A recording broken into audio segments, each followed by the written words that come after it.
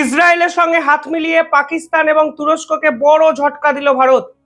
যে খবর দুদিন আগে সামনে এসেছিল সেখানে বলা হয়েছিল তুরস্ক এবার ভাবছে পাকিস্তানকে তাদের কমব্যাক ড্রোন ফেসিলিটি সম্পূর্ণভাবে তুলে দেবে, অর্থাৎ তারা পাকিস্তানে আসবে এবং পাকিস্তানে এসে তারা কমব্যাক্ট ড্রোন বানাবে।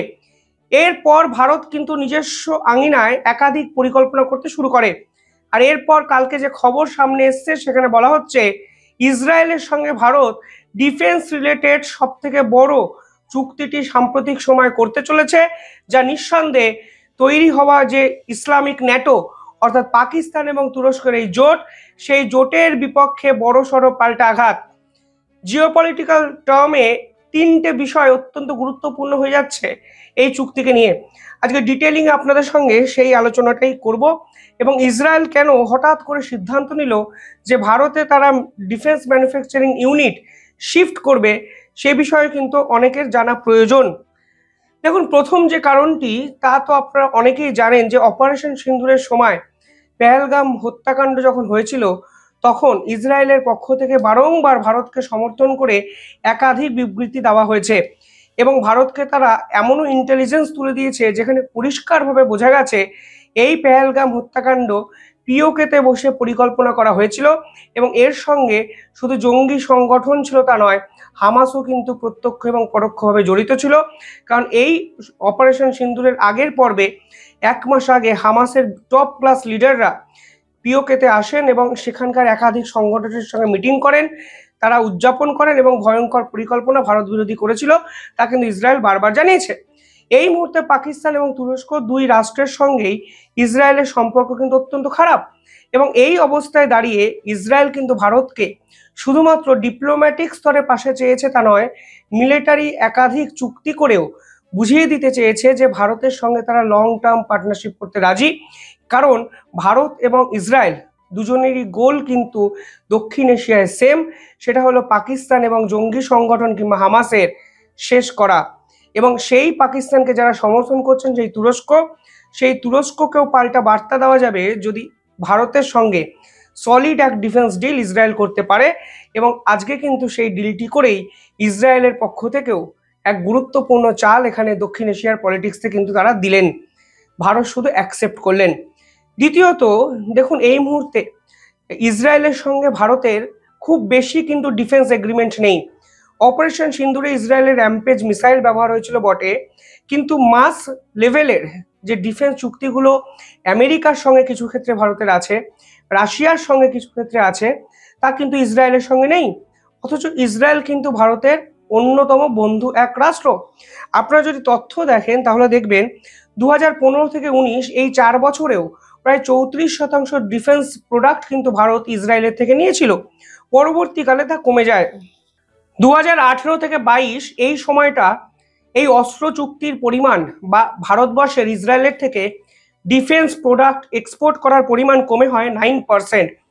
তারপরের 3 বছর মানে 2022 থেকে 24-25 এই সময়টা কিন্তু কমে দাঁড়ায় 4 থেকে 5%। এর কারণটা কি? কেন ভারত হঠাৎ করে ইসরায়েলের সঙ্গে ডিফেন্স চুক্তির পরিমাণ কমিয়ে আনলো? তার দুটো অন্যতম কারণ হলো ভারত একটি সিদ্ধান্ত নেয় যে ভারত যেই ডিফেন্স চুক্তি তখনই করবে যদি মেক ইন ইন্ডিয়া প্রজেক্টে সেই দেশ রাজি হয়, অর্থাৎ সেই দেশের অস্ত্র কোনো না কোনোভাবে মেক ইন ইন্ডিয়া প্রজেক্টে মডিফাই করতে হবে, মেক ইন ইন্ডিয়া একাধিক কম্পোনেন্ট ব্যবহার করতে হবে এবং পুরো বিষয়টি সেই দুই রাষ্ট্রের অর্থাৎ ভারত এবং অন্য একটি রাষ্ট্রের যৌথ প্রোডাকশনে তৈরি করতে হবে। এবং এক্ষেত্রে প্রোডাকশন ইউনিটই ভারত চেয়েছে বারংবার যে ভারতে যেন একটি প্রোডাকশন ইউনিট করা হয়। রাশিয়ার ব্রহ্মোস মিসাইল আপনারা জানেন, সেই ব্রহ্মোস মিসাইল কিন্তু কো প্রোডাক্টেড বাই রাশিয়া এবং ইন্ডিয়া, যা একদম মেক ইন ইন্ডিয়া প্রজেক্ট এবং ভারতবর্ষে তা তৈরি হয়। কিন্তু ইসরায়েল কিন্তু প্রথম দিকে এই ধরনের চুক্তিতে রাজি ছিল না।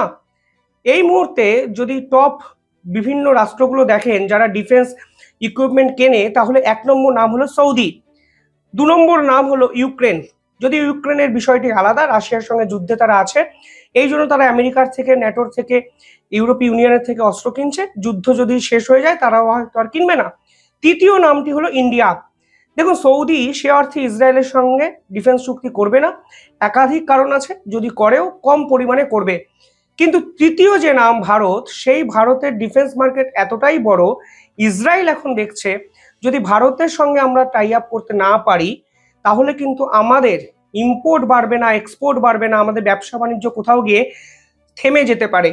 ফলে তারাও ভারতের এই যে কো প্রোডাকশন এবং মেক ইন ইন্ডিয়া প্রজেক্ট, এই দুটো শর্তে কিন্তু রাজি হয়ে যায় এবং তারা কিন্তু এখন ঠিক করেছে টোটাল ডিফেন্স ফেসিলিটি, কিছুটা ড্রোন, কিছুটা হাইটেক টেকনোলজি ওরিয়েন্টেড একাধিক অস্ত্র, একাধিক মিসাইল তারা ভারতবর্ষে এসেই কো প্রোডাকশন করবে এবং মেক ইন ইন্ডিয়া প্রজেক্টেই কিন্তু করবে। ইসরায়েলের কাছে কিন্তু বাজারটা একটু ছোট হতে শুরু করেছিল। কেন ছোট হতে শুরু করেছিল? কারণ অনেক দেশ মনে করে ফিলিস্তিনে যা হয়েছে তা নাকি জেনোসাইড। শুধুমাত্র মুসলিম রাষ্ট্ররা যে বিশ্বাস করে তা কিন্তু নয়। কিছুটা আপনারা যদি দেখেন আইসল্যান্ড কিংবা স্পেন, সাউথ আফ্রিকা, তারাও কিন্তু ইসরায়েলের বিভিন্ন ক্ষেত্রে বিরোধিতা করতে শুরু করেছে এবং ইসরায়েলের সঙ্গে কোনো রকম সম্পর্ক রাখতে চাইছে না। এই অবস্থায় দাঁড়িয়ে ভারত ও ইসরায়েলের পাশে দাঁড়িয়েছে। ফলে ইসরায়েলও এখন দেখছে ভারতের মতো একটি বন্ধু রাষ্ট্রকে দূরে সরিয়ে দেওয়া সম্ভব নয় বা উচিত নয়। এই জন্য ভারত যে দুটো শর্ত দিয়েছিল সেই দুটো শর্ত কার্যত তারা মেনে নিল এবং শর্ত মেনে নেওয়ার পর ভারতের সঙ্গে সম্পর্ক তারা অত্যন্ত ডিপ একটা জায়গায় নিয়ে যেতে পারলো এবং একই সঙ্গে এই চুক্তি করে তারা তুরস্ক এবং পাকিস্তান দুটো রাষ্ট্রকেই কিন্তু পাল্টা জবাবটা দিতে পারলো এবং দক্ষিণ এশিয়ায় তারা তাদের যে ফুটপ্রিন্ট আছে তা কিন্তু অত্যন্ত দৃঢ়ভাবে ফেলতে পারলো। তা হয়তো পরিষ্কার হয়ে গেল কালকের এই চুক্তির পর। বেসিক্যালি এই চুক্তিতে কি হবে? এই চুক্তিতে ইসরায়েলের একাধিক কোম্পানি ভারতের বহু কোম্পানির সঙ্গে চুক্তি করবে এবং তারা জয়েন্ট ভেঞ্চার্সে এখানে একাধিক কোম্পানি সেট আপ করবে এবং তারা বিভিন্ন অস্ত্রের ছোট ছোট কম্পোনেন্ট বা পার্টিকেলগুলো বানাবে। সেই পার্টিকেলগুলো একসঙ্গে নতুন একটি অস্ত্র তৈরি করবে, কখনো ড্রোন তৈরি করবে, কখনো মিসাইল তৈরি করবে, অর্থাৎ হাইটেক একাধিক টেকনোলজি এই পুরো অস্ত্রের ভিতরে ইন্টিগ্রেট করা হবে। দেখুন, পাশাপাশি দুটো রিপোর্ট আপনাদের আমি দেখাতে চাই, কিছু দিনের পুরনো হলেও আজকের দিনের বাস্তবের নিরিখে কতটা মানে প্রাসঙ্গিক হয়ে উঠল। সেখানে কিন্তু পরিষ্কার বলা ছিল why the future of Israeli defence lies in India. অর্থাৎ অনেক আগে কিন্তু এক্সপার্টরা প্রেডিক্ট করেছিলেন যে ইসরায়েলের ডিফেন্স মার্কেটের ভবিষ্যৎ কিন্তু ভারতের হাতেই। আজকে দেখুন, ইসরায়েলও কিন্তু রিয়েলাইজ করলো যে ভারতের শর্ত মেনে নেওয়াই উচিত, কারণ ভারতের থেকে বন্ধু রাষ্ট্র এই মুহূর্তে কিন্তু কেউ নেই। এই মুহূর্তে ভারত ব্রহ্মোস মিসাইল যে বানিয়েছে তা শুধু ভারতের জন্য যে ইম্পর্টেন্ট নয়, ভারত কিন্তু একাধিক রাষ্ট্রকে অপারেশন সিন্দুরের পর ব্রহ্মোস মিসাইল বিক্রিও করছে। এই ব্রহ্মোস মিসাইল কিন্তু রাশিয়ার P-80 অস্ত্রনিক মিসাইল থেকে ইন্সপায়ার্ড। ফলে এখন রাশিয়া দেখছে যদি ভারতের সঙ্গে এই টাই আপটা আরও জোরদার গতিতে করা যায় তাহলে কি ভারত যখন এই ব্রহ্মোস মিসাইল বিক্রি করছে তখন তার একটা প্রফিট কিন্তু রাশিয়াও পাচ্ছে এবং তা কিন্তু আরও বাড়ার সম্ভাবনা তৈরি হয়েছে। ফলে রাশিয়া কিন্তু দেখবেন যা চুক্তি করে সব এই co production India, make in India এই ট্যাগলাইনেই করে।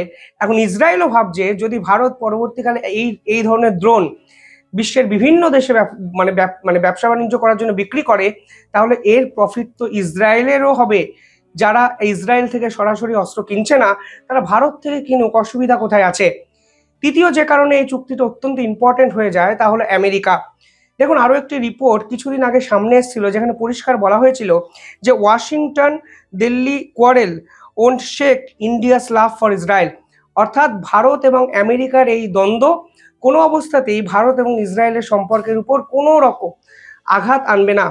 ডোনাল্ড ট্রাম্প মনে প্রাণে চেয়েছিলেন ভারতকে আইসোলেট করতে, এক ঘরে করে দিতে, কিন্তু এই ধরনের চুক্তির পর অন্তত বার্তাটা এটা যাবে যে ভারত তো এক ঘরে হয়নি, উল্টে আমেরিকার পরম বন্ধু ইসরায়েল ভারতের কাছে ছুটে আসছে মিলিটারি এগ্রিমেন্ট করার জন্য। ফলে এই তিনটে কারণে অন্তত এই চুক্তি ঐতিহাসিক চুক্তি এবং ইসরায়েল এবং ভারতের এই সম্পর্ক এক নতুন দিগন্ত আন্তর্জাতিক স্তরে উন্মোচিত করলো, তা কিন্তু এক্সপার্টরা বলতে শুরু করে দিয়েছেন। আপনারা কিভাবে দেখছেন কমেন্টে জানাবেন। দেখতে থাকুন দ্য ইন্ডিপেন্ডেন্ট বেঙ্গল। ধন্যবাদ।